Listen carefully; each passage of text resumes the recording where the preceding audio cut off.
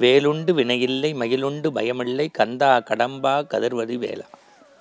ஆன்மீக அன்பர்களே, நாள்தோறும் நாம் இந்த இனிய ஆனந்த ஆரம்பத்தில் முருகப்பெருமானுடைய சிறப்பு, பெரிய புராணத்தினுடைய மேன்மை, ராமனினுடைய மேன்மை, நல்ல நம்முடைய தவசீலர்கள் ஞான குருமார்களை பற்றியெல்லாம் சிந்தித்து வருகின்றோம்.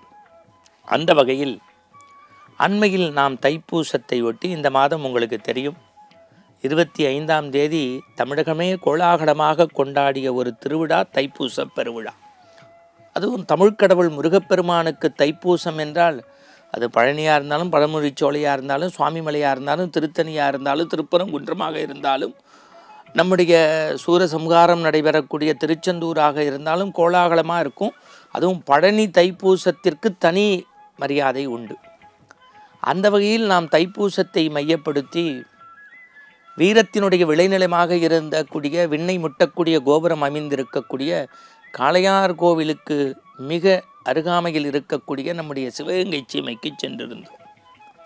அந்த கம்பீரமான சிவன் ஆலயத்தில் மகாராணியினுடைய வேலுநாச்சியாரினுடைய பரம்பரையில் இருக்கக்கூடிய இன்றைய தலைமுறை மகாராணி அவர்களும் நம்முடைய சிங்கம்பட்டி மீனவர்களும் மிகுந்த நேர்த்தியோடு நடத்தக்கூடிய, அந்த பரம்பரையிலே வந்தவர்களும் மிக நேர்த்தியோடு செய்யக்கூடிய அந்த திருக்கோயில் ஒரு பகுதியாக இருக்கக்கூடிய முருகப்பெருமானுக்கு நடைபெற்ற வழிபாட்டில் நாம் பங்கு பெற்றோம். அங்கிருந்த அன்பர்கள் அனைவரும் ஜெயா தொலைக்காட்சியினுடைய அருள் நேரம் குறித்து, ஆன்மீக செய்திகள் குறித்தெல்லாம் நம்மிடத்தில் பரிமாறிக்கொண்டார்கள். ஏன் இன்றைக்கு இதை நான் பதிவு செய்கின்றேன் என்றால், இந்த புகழ்வாய்ந்த செவ்வாய்க்கிழமை எப்போதுமே முருகனுக்கு உகந்த தினம். இன்றைக்கும் நீங்கள் தமிழகத்தினுடைய தலைநகர் சென்னையிலே இருக்கக்கூடிய நீங்கள் பாம்பன் சுவாமி ஆலயத்திற்கோ அல்லது கந்தகோட்டத்திற்கோ சிறுவாபுரி முருகனுக்கோ பார்த்தீர்கள் என்றால் காலை மாலை இருவேளைகளிலும் கட்டுக்கடங்காத கூட்டம் இருக்கும். காரணம், கண்கண்ட தெய்வம் கலியுக வரதன் முருகப்பெருமான்.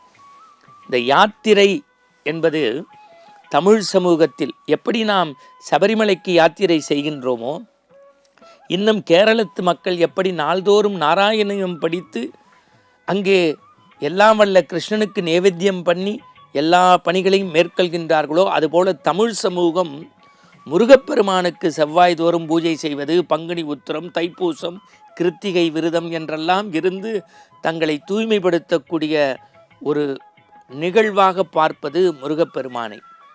அந்த முருகக் கடவுளுக்கு உகந்த அந்த தைப்பூச விழாவிலே அடியன் பங்கு பெற்ற போது என்ன தெரிந்தது என்றால், இந்த பாத யாத்திரை போகக்கூடிய பழக்கம் இருக்குது பாருங்கள். பொதுவாகவே நகரத்தாருக்கு அது நிறைய உண்டு. ஆனால் இந்த சிவகங்கை சீமையிலே கிட்டத்தட்ட 48 ஆண்டு காலம் நீங்கள் நினச்சி பாருங்கள். நாள்தோறும் முருகப்பெருமானுக்கு பூஜை செய்து ஒரு மண்டல விரதம் இருந்து அவர்கள் பச்சை ஆடை அணிந்து, எப்படி ஐயப்ப பக்தர்கள் கருப்பு காவி ஊதால அணிகிறாங்களோ அது மாதிரி இவர்கள் பச்சை ஆடை அணிந்து அந்த துளசிமணி மாலை அணிந்து காலை மாலை குளித்து கூட்டு வழிபாடு செய்து அன்னதானம் செய்து இவர்கள் பயணம் புறப்படுகின்ற போது முருகப்பெருமானுக்கு அபிஷேக ஆராதனை செய்து முதல் நாள் இலக்கிய நிகழ்வு முருகப்பெருமானுடைய பெருமையை பேசச் செய்து அந்த பாத யாத்திரை 12 நாட்களாக நடந்து சென்று தைப்பூசத்தன்று முருகனை பார்த்து பிறகு அந்த திருத்தேர் உலாவை பார்த்து வருவதை மரபாக வைத்திருக்கிறார்கள் தமிழ் சமூகம். அதிலும் பால்காவடி பன்னீர் காவடி எடுத்து போவதையெல்லாம் பார்க்கக்கூடிய காட்சியை நாம் தைப்பூசத்திலே நேரில் பார்க்கக்கூடிய வாய்ப்பு நமக்கு கிடைத்தது. தமிழகத்தில் மட்டும்தானா என்றால் இல்லை. மலேசியா, சிங்கப்பூர் போன்ற நாடுகள், லண்டன், அமெரிக்கா போன்ற நாடுகளிலெல்லாம் இன்றைக்கு முருகப்பெருமானுக்கு கோலாகல பெருவிழாவை கொண்டாடி கொண்டிருக்கிறார்கள். காரணம், முருகன் என்பவன் வைதாரையும் வாழ வைக்கக்கூடிய தமிழ் கடவுள். நான் ஏற்கனவே சொல்லியிருக்கின்றேன், முருகப்பெருமான் விண்ணுலகத்தில் தெய்வானையை மணந்தான் என்றால் மண்ணுலகத்திலே வள்ளியை மணந்தான். இருவரை மணந்தானா என்று கேட்கக்கூடாது. இச்சாசக்தி, கிரியாசக்தி. ஆனால் இந்த வள்ளிப்பெண் முருகனை எப்படி சொன்னால் வாடா போடா மூடா காடா என்றாள். ஆனால் அப்படி வைத வள்ளியை தன்னை வணங்குகின்றவரும் சேர்த்து வள்ளியை வணங்குகின்ற வகையில் மனம் புரிந்து தன் அருகிலேயே வைத்து கொண்டார். கச்சியப்ப சிவாச்சாரியார் கந்தபுராணத்திலே எழுதுவார், கடைப்பல் முடைக்காத பாலகனவன், காற்றிலம்பு அணியாதவன், நடை பகில்பவன் என்று ஏடனம் பேசினான் சூரன். ஆனால் அந்த சூரனை வதம் செய்வதற்கு பதிலாக அன்னையின் சக்தியிடத்தில் வாங்கிய வேல் கொண்டு அருள் பாலித்து சேவலாகவும் மயிலாகவும் சம்ஹாரம் செய்தான் முருகன். அதுதான் வைதாரையும் வாழ வைப்பான். முருகனை வணங்குகின்ற போது யார் கீழே இருக்கக்கூடிய வாகனம்? மயில் வாகனம். மேலே பார்க்கக்கூடிய கொடி சேவல் கொடி. இந்த சூரபத்மனை சேவலாகவும் மயிலாகவும் மாற்றி வைதாரையும் வாழ வைத்த கடவுள் நம்முடைய தமிழ் கடவுள் முருகப்பெருமான். அதுவும் நம்முடைய சிவகங்கை சீமையைச் சேர்ந்த அந்த பழனி பாத யாத்திரை குழு அன்பர்கள், அவருடைய பெயரை கூட நான் ஏன் ஆதாரத்தோடு சொல்கின்றேன் என்றால், அந்த ஒருங்கிணைப்பாளர் திரு பாலு என்கின்றவர் நம்முடைய ஜெயா தொலைக்காட்சியினுடைய ஆன்மீக மேன்மையெல்லாம் சொல்லி ஒவ்வொரு தலத்திற்கும் அந்த அரண்மனையுடைய சிறப்பு, எப்படி அரசர் காலத்திலிருந்து கோவில்கள் பராமரிக்கப்பட்டது, அந்த சீமைக்கே உள்ள முருக வழிபாட்டினுடைய பெருமை, பாத யாத்திரையுடைய மேன்மையெல்லாம் சொன்னபோது தமிழ் சமூகம் எப்படி இறைவனோடு இரண்டர கடந்திருக்கிறார்கள் என்பதையெல்லாம் தெரிந்து முடிந்தது. அதனால்தான் முருகனுக்கு தெய்வ சிகாமணி என்றே பெயர். தெய்வத்திற்கெல்லாம் மேலானவன், குன்றுக்குரிய கடவுள் முருகப்பெருமான். அவன் கீழே இருக்கக்கூடிய அந்த மலையிலிருந்து பிற தெய்வங்களை எடுப்பதனால் அவனுக்கு தெய்வ சிகாமணி. சிகை என்றால் தலை. அந்த மணிமுடிக்கு மேல் முடியாக இருப்பவன் தான் தெய்வ சிகாமணி. இன்னொன்னும் சொல்வார்கள், சுக்குக்கு மிஞ்சிய மருந்தும் இல்லை, சுப்பிரமணியனுக்கு மிஞ்சிய கடவுளும் இல்லை.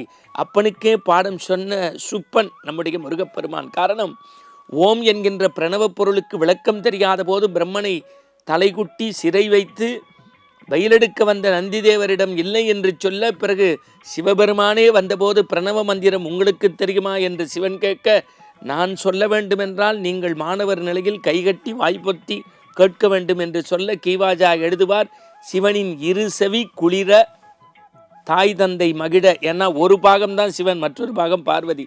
இரு செவி குளிர மனமளிர ஓம் என்கின்ற பிரணவ பொருளை சொல்லியிருக்கின்றார். அப்பேற்பட்ட அந்த முருகப்பெருமானை நாமெல்லாம் நாள்தோறும் நினைத்து திருநீர் பூச வேண்டும். அதுவும் செவ்வாய்க்கிழமை முருக வழிபாடு செய்வது என்பது இல்லத்திற்கும் உள்ளத்திற்கும் உகந்தது. நம்முடைய தமிழ் சமூகம், வள்ளல் பெருமான் சொல்லுவாரே, வாழையடி வாழையென வந்த திருக்கூட்டம் என்பதைப் போல நம்முடைய சமூகம், நம்முடைய சமுதாயம் இறை நெறியில் இறங்க, இறைப்பணியை பின்பற்றி செய்ய முருக வழிபாடை மேற்கொள்ளுவோம் என்பதை நிறைவாகச் சொல்லி, கந்தவேல் கடவுளினுடைய பாதங்களை சிக்கன பற்றி நம் துன்பமெல்லாம் அவனுடைய நாமத்தை சொல்ல சொல்ல பனித்துளி போல பறந்து ஓடட்டும். கந்தா கடம்பா கதிர்வெடி வேளா. வெற்றிவேல் முருகனுக்கு அரோகரா.